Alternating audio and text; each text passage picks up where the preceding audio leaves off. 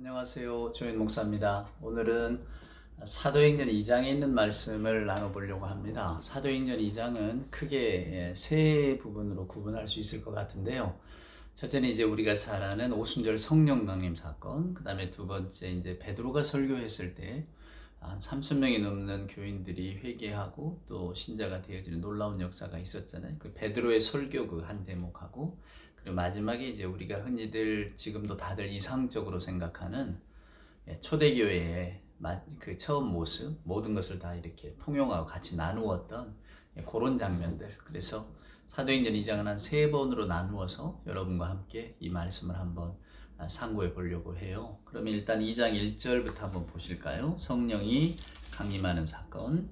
오순절 날이 이름에 그들이 다 같이 한 곳에 모였더니 호련히 하늘로부터 급하고 강한 바람 같은 소리가 있어 그들이 앉은 온 집에 가득하며 마치 불의 혀처럼 갈라지는 것들이 그들에게 보여 각 사람 위에 하나씩 임하여 있더니 그들이 다 성령의 충만함을 받고 성령이 말하게 하심을 따라 다른 언어들로 말하기를 시작하니라.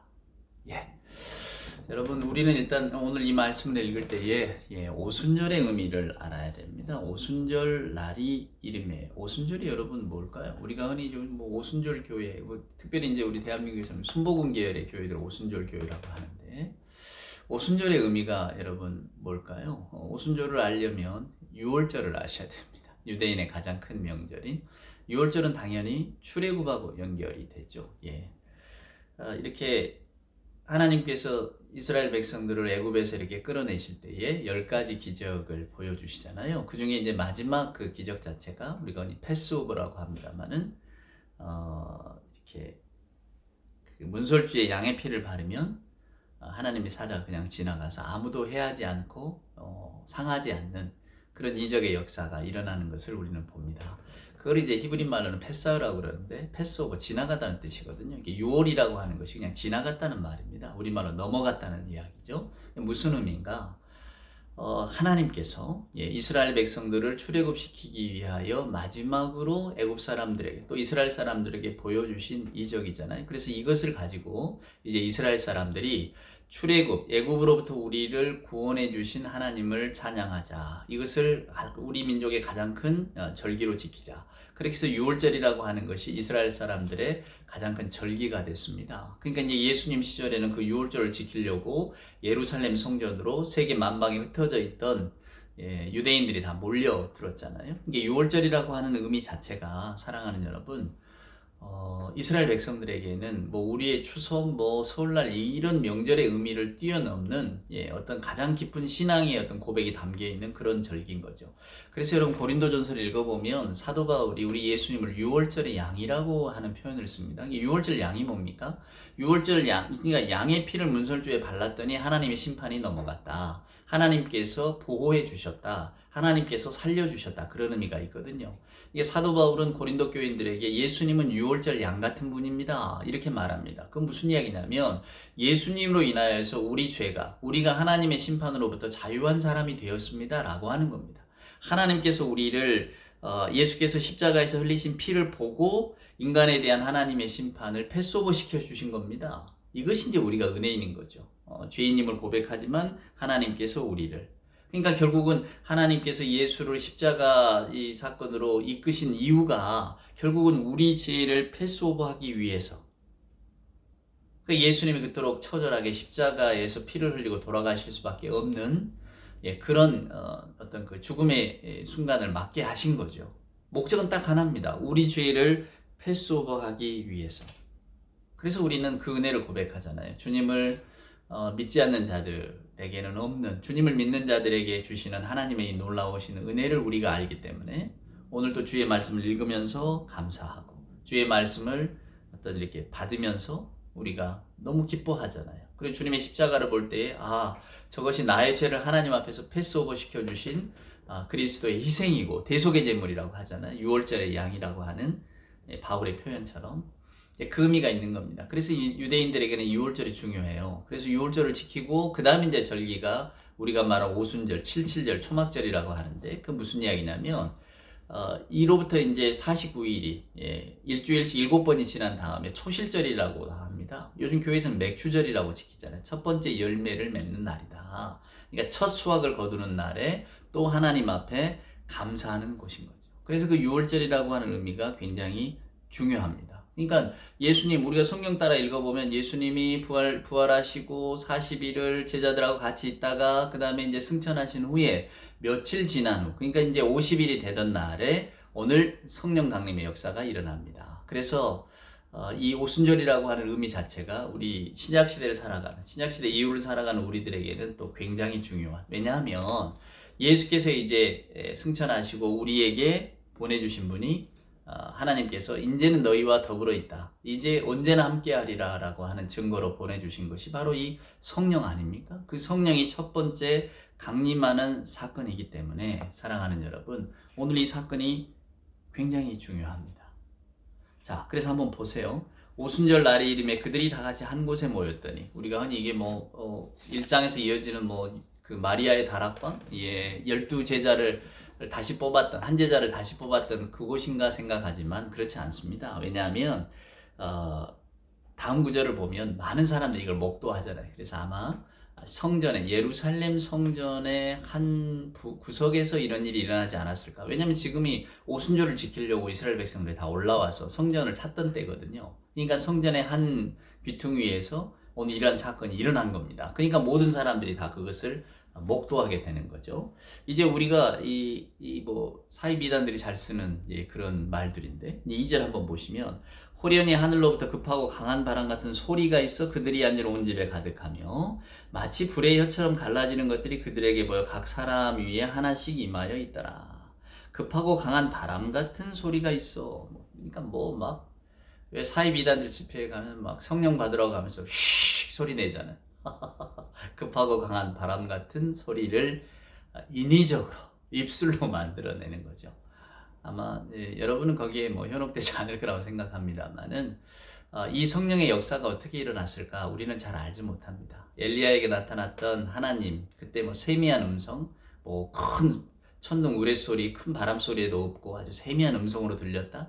결국은 무슨 이야기입니까? 성령이 임하는 방식은, 사랑하는 여러분, 우리가 인간의 언어로서 설명할 수 있는 부분을 뛰어넘습니다. 그래서 성경도 오늘 보면 급하고 강한 바람 같은 소리가 있어지 그냥 바람이 그렇게 불었다 이런 말을 하지 않지 않습니까? 그리고 이렇게 불의 혀처럼 갈라지는 것들, 불의 혀처럼 갈라지는 게 뭘까? 우리는 상상할 수 있죠. 불을 이렇게 촛불처럼 그려놨다가 중간에 딱 이렇게 갈라지게 했다고 하면 이런 형태가 아닐까? 상상입니다.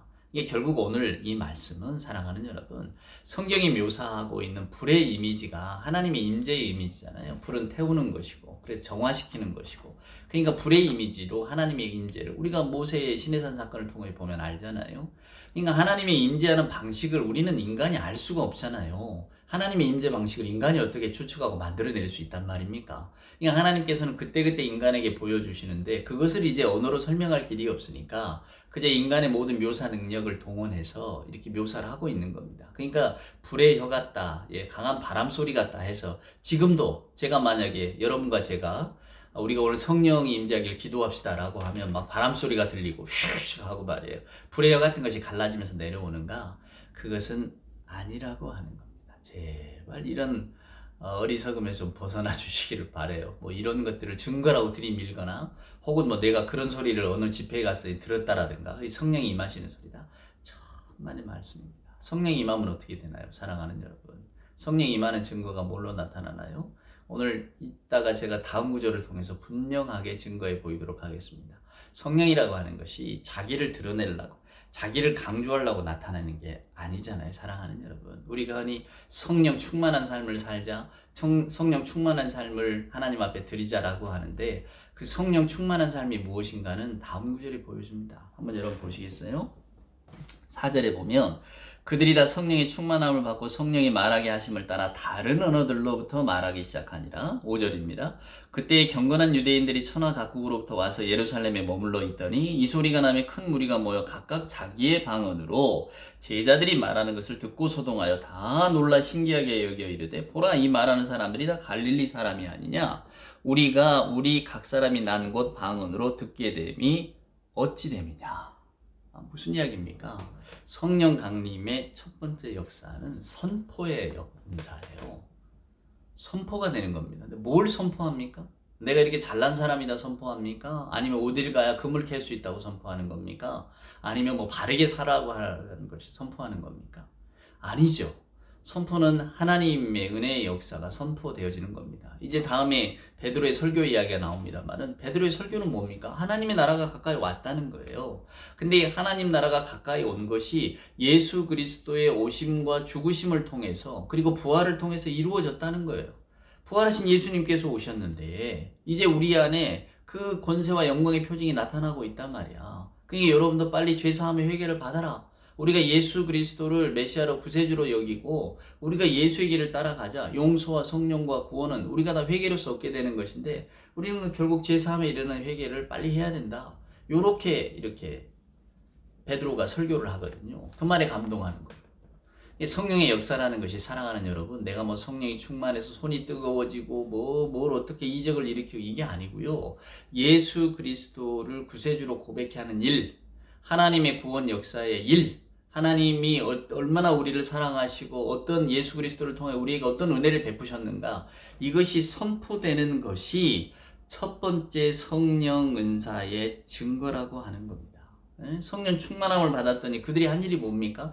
각각 각국의 언어로서 말하는 것이었잖아요. 외국인들이 분명히 알아들을 수 있는 말을 하잖아요. 그러니까 여러분, 이게 어마어마하게 중요한 겁니다. 우리가 창세기를 읽어보면 바벨탑 사건으로 인해서 언어가 흩어지잖아요.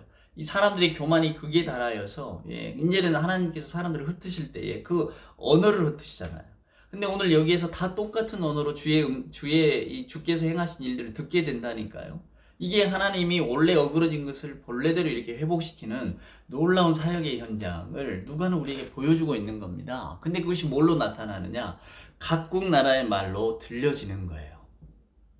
예수 그리스도의 십자가의 의미가, 오늘 베드로의 설교가. 그래서 사람들이 다 깜짝깜짝 놀라는 겁니다. 사랑하는 여러분, 어떤 사람은 뭐 술에 취했냐? 근데 지금 아침이거든요. 낮이란 말이에요. 한낮이란 말이에요. 아침부터 술에 취하는 사람이 누가 있습니까? 없죠. 놀라운 이야기입니다.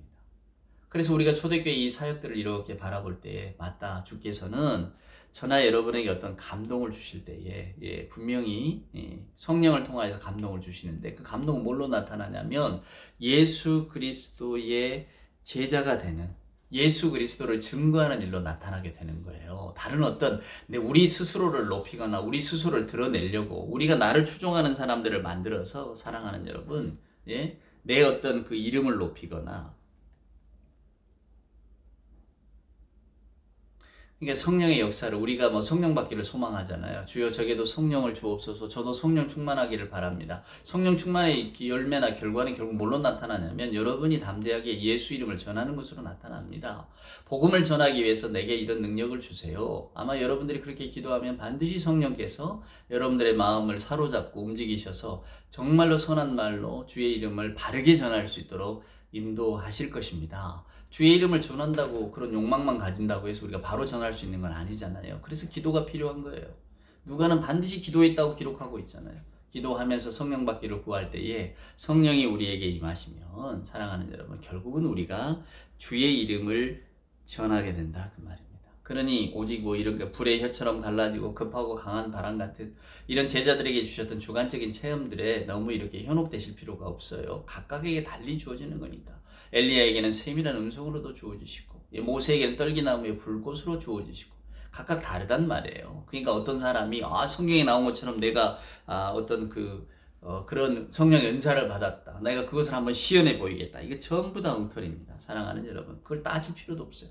네가 성령을 받았다고? 불의 혀를 보았느냐? 급하고 강한 바람 소리를 들었느냐? 이거 다 쓸데없는 이야기입니다. 사랑하는 여러분, 이런데 제발 넘어가지 마시고, 여러분들이 진정 성령 충만하기를 원하신다면 그 성령 충만을 위해 기도하십시오. 그러면 아마 성령께서 여러분을 충만하게 채우실 때에 여러분도 누구에게인가, 그리스도라는 분이 어떤 분이고, 그리스도를 믿는 것은 어떤 것이고, 하나님의 나라에 동참한다는 것이 어떤 삶인가를 우리도 증거하게 될 것입니다. 사랑하는 여러분, 그러니까 성령의 증거는 예수 그리스도의 구원 사역을 전하는 것으로 나오는 것이지 여러분의 어떤 그 욕구를 채우거나 여러분의 호기심을 충족시키는 그런 이야기가 아닙니다. 사랑하는 여러분. 제가 성령 세례, 물 세례도 구분해 드렸지만은 뭐 어떤 분들은 뭐 무슨 성령 세례를 받아야 된다고 이렇게 떠드는 분들이 계시는데요.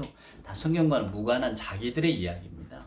성경을 오해한 이야기고요. 예, 성령 세례라고 하는 것이 다른 게 아닙니다. 사랑하는 여러분, 우리가 성령으로 세례를 받았다고 하는 것은 늘 하나님 안에서 살려고, 하나님의 이미 자녀가 됐잖아요. 하나님의 자녀가 된 사람이 이제 성령 충만을 구한단 말입니다. 근데 성령 충만케 되면 어떻게 되는 겁니까? 매일매일 하나님의 말씀에 사로잡혀서 매일매일 내가 하나님의 말씀을 나누기를 소원하고 누군가에게 하나님의 말씀을 전하는 그런 열정을 가진 사람이 되어지는 것이죠. 그러니까 저나 여러분의 삶 가운데 그것이 말이든 행동이든 간에 우리가 부지불식간에 하나님을 증거하고 있다면 그것이야말로 성령 충만한 자의 삶이라고 할 수 있을 것입니다. 근데 저나 여러분도 그 성령 충만의 삶이 잘 안 되니까 오늘 또 저는 이런 말씀을 여러분들하고 나누면서 성령 충만을 구하는 것이고 또 여러분은 이 말씀을 들으면서 아 맞다, 하나님의 사람이란 또 하나님이 기뻐하시는 삶이란 또 주의 성령께서 내게 임하신다면 내가 어떤 삶을 감당하게 되겠구나. 이제 이런 말씀들을 들으면서 우리도